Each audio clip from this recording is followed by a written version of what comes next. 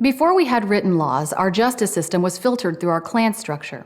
In this Cherokee Almanac, we take a look at traditional Cherokee justice and its evolution through time.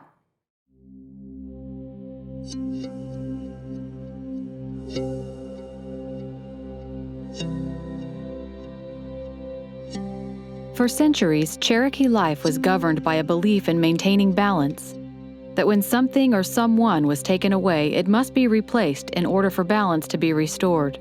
This concept dictated nearly all aspects of Cherokee lifeways, but in none more so than clan law, also known as blood law. Cherokee social organization, Cherokee ceremonial structure, all of these things are radically different than what we see today.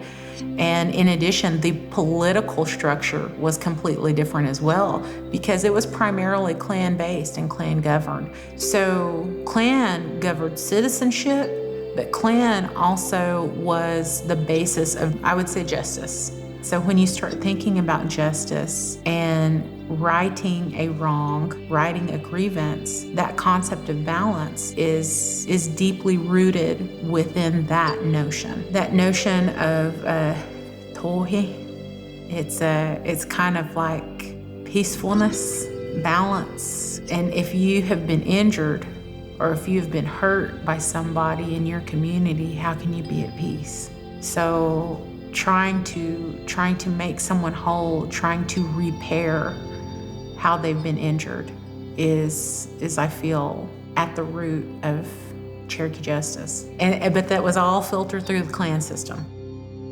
Cherokees didn't have volumes of written laws and how to construe those laws. The application of that on a day-to-day basis was left to the people involved.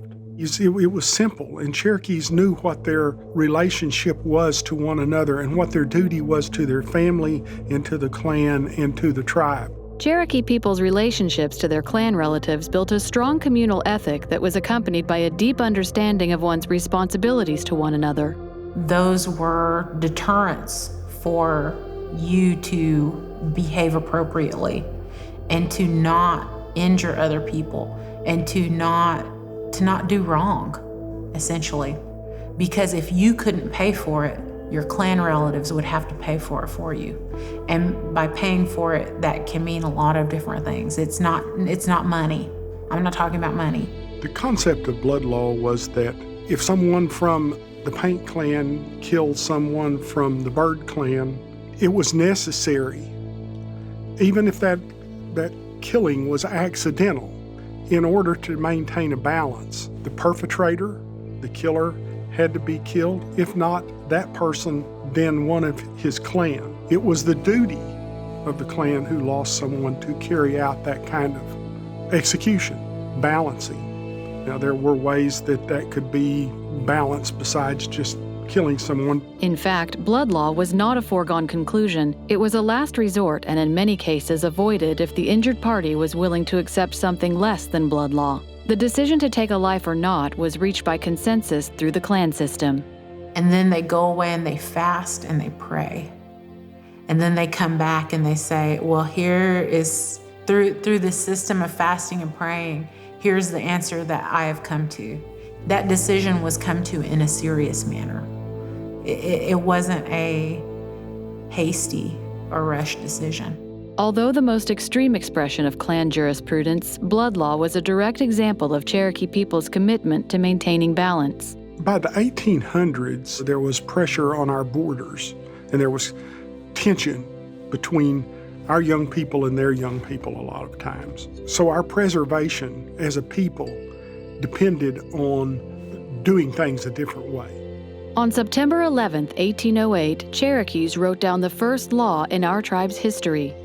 In 1810, a second law was written.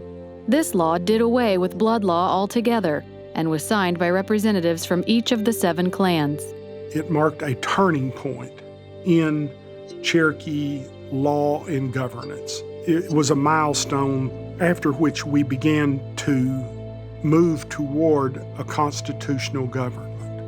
Although now illegal, many Cherokees continued to practice some form of blood law through the mid-1800s.